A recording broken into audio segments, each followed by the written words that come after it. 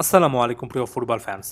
আমি বিশ্বকাপ সংক্রান্ত সর্বশেষ একটা ভিডিওতে এই মুহূর্তে বিশ্বকাপের ফেভারিট কে তাদেরকে নিয়ে আলোচনা করেছি। কমেন্ট বক্সে অনেকে যথাযথ যৌক্তিকভাবে বলেছেন, এভাবে র্যাঙ্কিং করে আসলে কোনো একটা দলের বিশ্বকাপ জয় প্রেডিক্ট করা যায় না।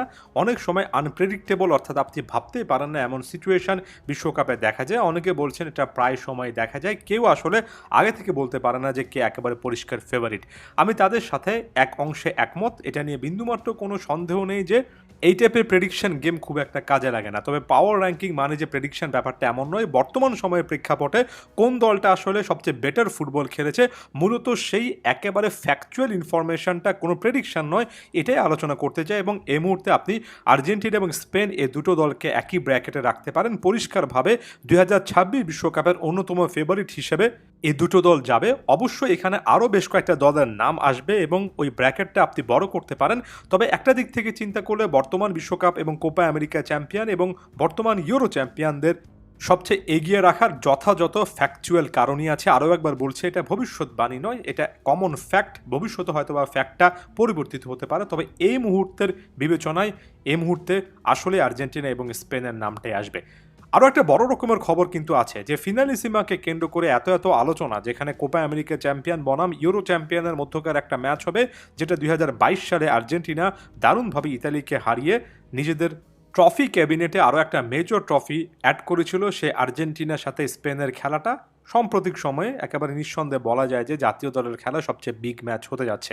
লেটেস্ট আপডেট যেটা বলছে, স্পেনের সামনে একটা ঠাসা সূচি আছে। যদিও আর্জেন্টিনার সর্বশেষ ইন্টারন্যাশনাল ব্রেকে বিশ্বকাপের টিকিটটা নিশ্চিত করেছে, স্পেনের সামনে উয়েফা নেশনস লিগেরও ম্যাচ আছে, বিশ্বকাপ বাছাই পর্বেরও কিন্তু এখন ইউরোপিয়ান অঞ্চলের খেলাগুলো বাকি রয়েছে। এতটাই জ্যামপ্যাক্ট একটা শিডিউল যে আসলে ম্যাচটা কবে আয়োজন করা হবে এ মুহূর্ত পর্যন্ত 100% কনফার্মেশন না হলেও মার্চে যে ফিফার ইন্টারন্যাশনাল ব্রেক আছে সেখানে একটা জোরালো সম্ভাবনা আছে। এবং এটা 2026 সালের কথা বলছি, অর্থাৎ এখন থেকে ঠিক এক বছর পরে বিশ্বকাপের কিছুদিন আগে এই ফিনালিসিমা অনুষ্ঠিত হতে পারে। এই মুহূর্তে এটাই সবচেয়ে কাছাকাছি ইনফরমেশন এবং এটাকে আইডিয়াল একটা সিনারিও ধরে সামনে আলোচনা করা যেতে পারে। মার্চের পরিবর্তে এপ্রিলের কথা অনেকেই কিন্তু বলছেন। সো আমরা মোটামুটি একটা রাফ আইডিয়া, যদিও সেটা এখনও চেঞ্জ হওয়ার অনেক অনেক সম্ভাবনা আছে, সেটা তো পেলাম। লেটেস্ট আপডেটগুলো ফলো করতে হবে। তবে একই সঙ্গে আর্জেন্টিনা এবং স্পেনের বর্তমান সময়ের স্কোয়াড গভীরতা এবং আসলে তাদের কেন ফেভারিট তকমাটা দেওয়া হচ্ছে সেটা নিয়ে বিস্তর আলোচনা করার সুযোগ আছে। আপনারা যারা ফুটবল ফ্ল্যাগ ফলো করেন তারা আর্জেন্টিনার স্কোয়াড ডেপথটা খুব ভালো করে জানেন।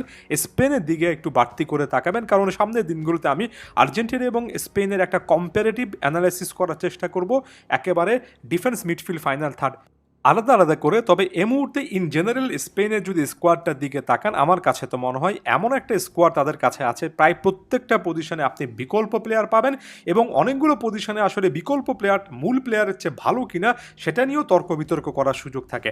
যেমন সর্বশেষ নেদারল্যান্ডসের বিপক্ষে 3-3 গোলের ড্র, পরবর্তীতে পেনাল্টিতে জয় করা ওয়েফা নেশনস লিগের সেই ম্যাচটাতে আপনি যদি স্টার্টিং লাইনআপে শুধুমাত্র মিডফিল্ডের দিকে তাকান, মার্টিন জুবিমেন্ডি, ফাবিয়ান রুইস এবং দানি ওলমো খুবই ভালো একটা মিডফিল্ড লাইন। তবে আপনি বলতে পারেন স্টার্টিং লাইনআপে তো অবশ্যই পেদ্রি থাকবেন, এ ম্যাচে কিছুটা হলে বিশ্রাম পেয়েছেন। আপনি বলতে পারেন যে এখানে ভবিষ্যতের বিবেচনায় গাভি কিংবা বার্সারি, ফেরমিন লোপেজ, আর্সেনালের মিকেল মেরিনো, এমন বেশ কয়েকটা নাম আছে। অনেকের কথা এই মুহূর্তে মনে পড়ছে না, অনেকের কথা আপনারা নিজেরাও বলবেন। তাদেরকে মিডফিল্ডে ফার্স্ট চয়েস স্টার্টিং লাইনআপে যদি রাখা হয় তাহলে খুব একটা বেশি আসলে এখানে কেউই অবাক হবে না, এতটাই স্কোয়াড ডেপথ আছে। বিশেষ করে মিডফিল্ডে আমার কাছে মনে হয় 2-3টা জাতীয় দলের প্রোফাইল স্পেন এই মুহূর্তে আসলে বহন করছে, এতটাই গভীরতা আছে। ফাইনাল থার্ডে লামিন ইয়ামাল, নিকো উইলিয়ামস। আমি সবসময় বলি যে আপনি যদি একেবারে উইং বেস্ট অ্যাটাকের কথা চিন্তা করেন, একটা ডিফেন্স লাইনকে রীতিমতো ভেঙে চুরে একাকার করার জন্য স্পিড দুই সাইডে আছে, দুই সাইডে সে ট্যালেন্টটা আছে এবং এই মুহূর্তে খুব কম জাতীয় দলেরই দুই সাইডে উইং বেস্ট এই প্রোফাইলটা আছে। তার মানে মোটো এই জিনিসটা বলছি না যে উইং বেস্টই খেলতে হবে, আবার এই জিনিসটা আশা করি না কারো থেকে যে আর্জেন্টিনাকে উইং বেস্ট খেলার জন্য একের পর এক উইঙ্গারদেরকে সুযোগ দিতে হবে। Completely different format. তবে স্প্যানিশ ফুটবলের যে আলাদা একটা ভাইব আছে সেটার সাথে একটা স্পিডি উইঙ্গার সেট আপ, সেটা কিন্তু দেলা ফুয়েন্তের আছে, সেটা অ্যাকনলেজ করলাম। তাদের কাছে একটা জেনারেশনের সেরা ট্যালেন্ট হতে পারেন, কিংবা অনেকের চোখে অলরেডি সেরা ট্যালেন্ট লামিন ইয়ামালের প্রেজেন্স আছে আলাদা করে সেটার কথাও তো বলতে হবে। সব মিলিয়ে স্পেন এমন একটা দল যারা বিশ্বকাপে আমার কাছে তো মনে হয় যে কোনো আলোচনায় একেবারে ফেভারিটদের লিস্টে 1-2-র মধ্যে থেকেই যাবে। এটা আগামী বছরে খুব একটা বেশি পরিবর্তিত হবে না এবং আর্জেন্টিনার সাথে এই কম্প্যারেটিভ অ্যানালাইসিসগুলো আসলে চলতেই থাকবে। আপনার কাছে বর্তমান এই স্প্যানিশ দল কি এবং কেমন শক্তির সেটা জানানোর চেষ্টা করবেন।